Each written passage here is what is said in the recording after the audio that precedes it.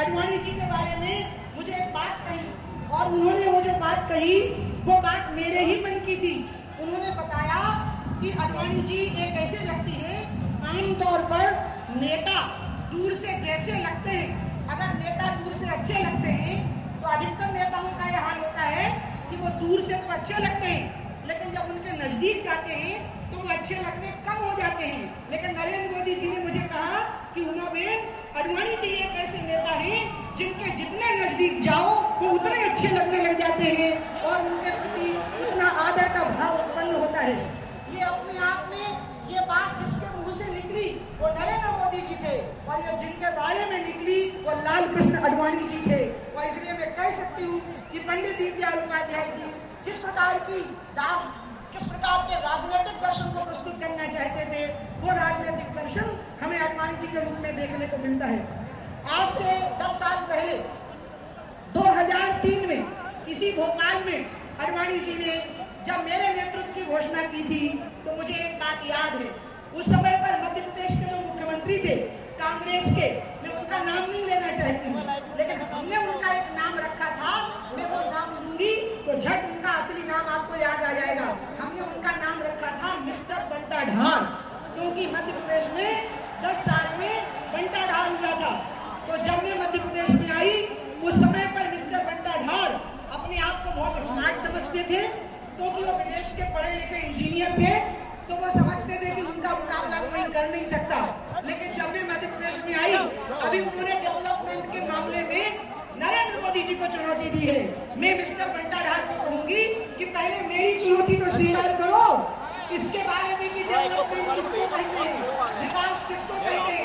जब मैं मध्य प्रदेश में आई तो हमने सड़क, बिजली और पानी की बात करी, आपको याद होगा, हमने डेवलपमेंट की बात करी, हमने सड़क, बिजली और पानी की बात करी। और मिस्टर बंटा ढार ने कांग्रेस के महासचिव ने उन्होंने क्या कहा था, उन्होंने पूरे 1 साल से चुनाव में एक ही चीज का मुद्दा बनाया था। आपको याद है मुद्दा क्या था? मीडिया के माध्यम से बताना चाहती हूँ, उन्होंने मुद्दा बनाया था हनुमान जी को उमा भारती ने हनुमान जयंती के दिन कलाकंद में अंडा खिला दिया है और पूरे 1 साल तक वो इंजीनियर पढ़ा लिखा 10 साल का मुख्यमंत्री कलाकंद में अंडा उमा भारती ने खिला दिया।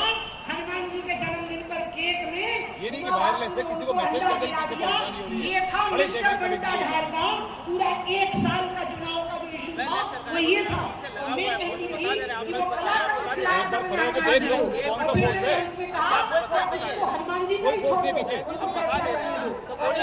जाके बोल दो यार, जाके 3 बार बोल दिया। क्या आया फैसला? ये आया कि कलाकंद भाजपा के हिस्से में आया तो अंडा कांग्रेस के मुंह के ऊपर जाकर के फेंका, इस तरह का फैसला आया। और वो कलाकंद आज तक मध्य प्रदेश की जनता को उसका स्वाद मिल रहा है। इसलिए जब विकास की बात आती है तो विकास यानी क्या? अगर वो चीज देखनी है तो गुजरात जाइए, अगर वो चीज देखनी है तो मध्य प्रदेश आइए। विकास का मतलब ये नहीं है कि आकाश को चुनने वाली इमारतें खड़ी हो जाए। विकास का मतलब है कि हर गरीब आदमी के घर में 24 घंटे की बिजली पहुंच जाए, उसको विकास कहते हैं। हर एक को रोटी मिले, रोजगार मिले, सम्मान के साथ में जीने का हक मिले, उसको विकास कहते हैं। इसलिए विकास किसको कहते हैं?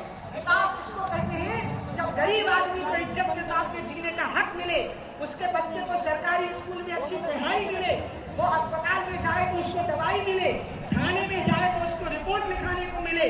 जब मैं बहुत छोटी थी तो मैंने अपने गांव में देखा था कि गांव के गरीब लोग हाथ जोड़ के खड़े थे और कलेक्टर और एसपी बरगद के पेड़ के नीचे कुर्सी पर बैठे थे।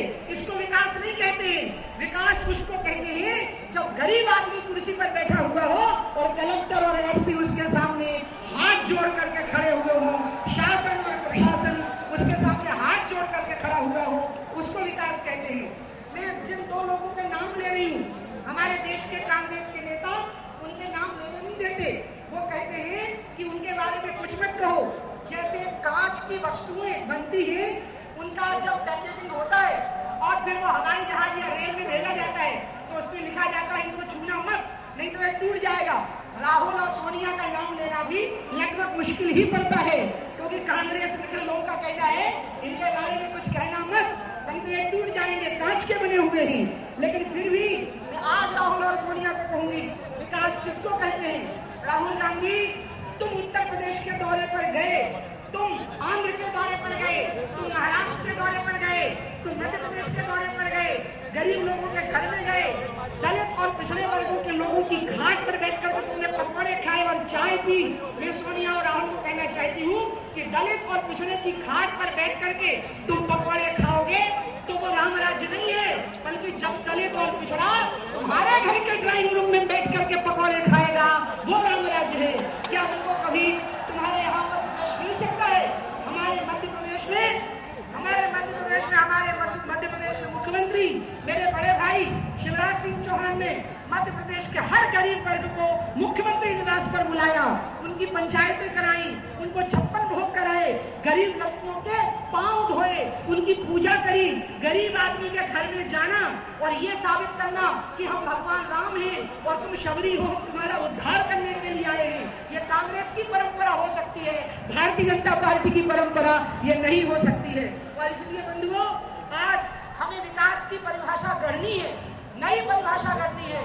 हवाई जहाज में बैठ करके जाने से विकास नहीं होता है। गरीब आदमी को बस में सुरक्षा और सम्मान के साथ बैठने को मिले, रेल में बैठने को मिले, सड़क पर चलने को मिले, रोजगार मिले, रोटी मिले, 2 टाइम की इज्जत की जिंदगी जीने के लिए मिले, यही विकास की परिभाषा है। और यही हमें मध्य प्रदेश में विकास की परिभाषा देखने के लिए मिली है। मैं आज यहाँ आपके बीच में आई हूँ, जब मैं आपके बीच में आई हूँ तो मैं आपको एक ही बात कहने के लिए आई हूँ, आज पूरे देश का नेतृत्व यहाँ पर बैठा हुआ है और आज मध्य प्रदेश की इस धरती से पंडित दीनदयाल उपाध्याय जी की जयंती पर आपको आशीर्वाद देना है शिवराज सिंह चौहान जी को मध्य प्रदेश का मुख्यमंत्री बनने के लिए।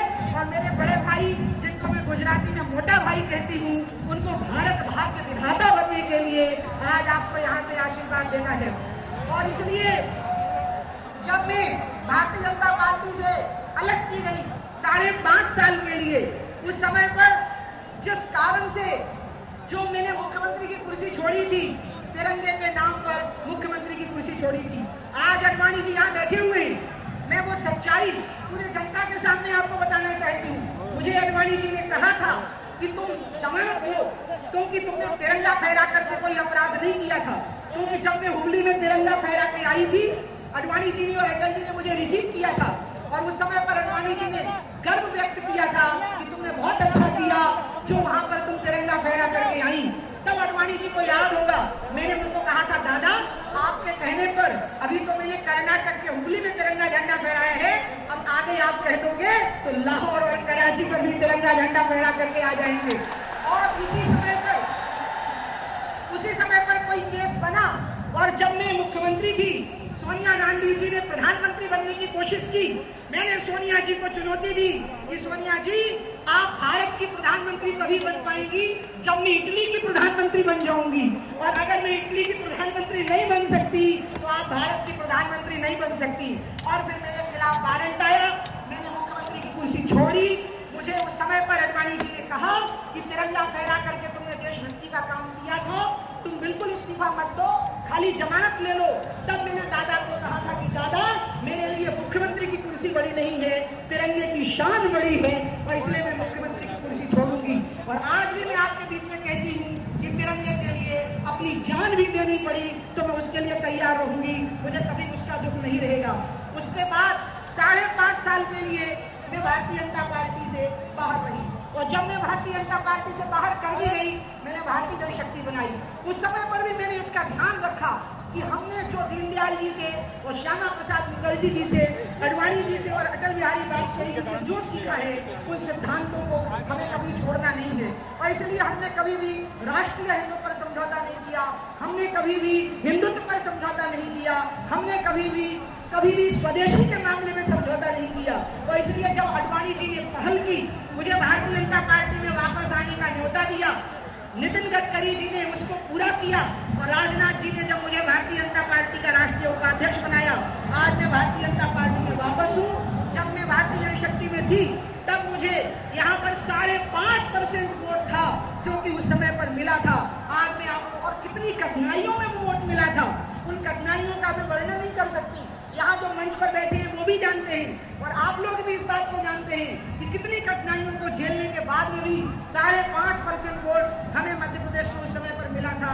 जैसे गंगा की एक धारा गंगा के मूल प्रवाह से अलग होकर के वापस गंगा में आके मिल जाती है, इसी प्रकार से वो 5.5% के वोट की धारा वापस गंगा के प्रवाह में आकर के मिले और 2003 से भी बड़ा बहुमत मेरे बड़े भाई शिवराज सिंह चौहान जी को प्राप्त होना चाहिए। ये मैं आप लोगों से निवेदन करती हूँ। और मैं ये भी आपको बताना चाहती हूँ, मध्य प्रदेश भारत के मध्य में है, ये भारत के बीच में है। यहाँ से जो घटेगा वही पूरे देश में घटेगा और इसलिए मुझे विश्वास है कि आज शिवराज जी को यहाँ आशीर्वाद मिलेगा, हम मध्य प्रदेश में सरकार बनाएंगे और भारत के इसी मध्य में नरेंद्र मोदी जी को आशीर्वाद मिलेगा और नरेंद्र मोदी जी के नेतृत्व में हम भारत को इकोनॉमिक सुपर पावर बनाएंगे, मिलिट्री सुपर पावर बनाएंगे, हम भारत को सैन्य महाशक्ति बनाएंगे, हम भारत को अर्थ महाशक्ति बनाएंगे, हम भारत की सीमाओं की रक्षा कर पाएंगे, हम स्वदेशी को स्थापित कर पाएंगे, हम गरीब आदमी को रोटी और रोजगार दे पाएंगे। इसलिए आज जो अनिल दवे जी ने संचालन करते हुए कहा कि ऐसे नेताओं की उपस्थिति एक साथ भारत में बड़ी दुर्लभ बात है, लेकिन मैं भी आपको बता दूं, ये जो हमारे मान्यवर नेताओं की उपस्थिति है ये एकजुटता का प्रदर्शन नहीं है, क्योंकि सब एकजुट हैं। किसी को कोई शंका नहीं है इस बात में कि मध्य प्रदेश के मुख्यमंत्री शिवराज सिंह चौहान ही होंगे, किसी को शंका नहीं है इस बात में कि भारत के प्रधानमंत्री नरेंद्र मोदी जी ही होंगे, इसमें किसी को शंका नहीं है। ये जो मंच के ऊपर भारतीय जनता पार्टी का संपूर्ण नेतृत्व विराजमान है, ये इसलिए विराजमान है, ये इस बात का संकल्प देने के लिए है कि हम एकात्म मानववाद के सिद्धांत को भारत में लाएंगे। मार्क्सवाद फेल हो गया, समाजवाद फेल हो गया, साम्यवाद फेल हो गया, पूंजीवाद फेल हो गया, अब एक ही सिद्धांत बचा है जो 21वीं सदी के ऊपर अपना राज्य कायम करेगा और वो है पंडित दीनदयाल उपाध्याय जी का एकात्म मानववाद, जिसने समाज के प्रति समान रूप से दृष्टिकोण अपनाने के लिए हमको प्रेरणा प्रदान की है। और इसलिए आज मैं आप सभी लोगों से आग्रह करूंगी, जो यहाँ पर सभी लोग आए हैं भारतीय जनता पार्टी के लोग, अभी 3 दिन पहले ही मुझे यहाँ आने का न्योता मिला। मुझे माफ करें, ये बात मुझे वहाँ यहाँ कहनी पड़ रही है, तो जब मुझे न्योता मिला तो कई लोगों ने मुझे कहा कि माफ करना दीदी, हमने होर्डिंग पहले लगा दिए थे तो आपकी तस्वीर उसमें नहीं लगा पाए। तो मैं उन सबको एक संदेश देना चाहती हूँ, आप इसकी चिंता मत करिए, आप मेरे दिल में रहते हैं तो मैं आपके दिल में रहती हूँ, इसलिए आप इसकी कोई चिंता मत करिए। आप तो एक ही बात की चिंता करिए कि भारत में भारतीय जनता पार्टी की सत्ता स्थापित हो।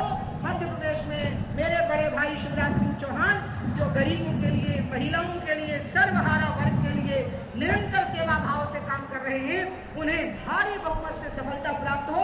जरा उठाइए मेरे साथ में हाथ और लगाइए भारत माता का जयकारा, बोलिए भारत माता की। अच्छा, या तो बीच वालों को आवाज नहीं सुनाई दी या आपके हाथ नहीं है, अगर हाथ है तो उठाइए, बोलिए भारत माता की, भारत माता की, भारत माता की। एक नारा था लाल बहादुर शास्त्री जी का, जो बाद में मुरली मनोहर जोशी जी ने भी लगाया था एकता यात्रा के समय पर। वही भारत का मूल सिद्धांत है और वही विकास का मूल सिद्धांत है जिसको शिवराज जी ने लागू करके दिखाया। वो है किसान का और जवान का जयकारा। जरा लगाइए मेरे साथ, मैं कहूंगी जय जवान, सीमा के जवान की जय हो और खेत में खड़े हुए किसान की जय हो।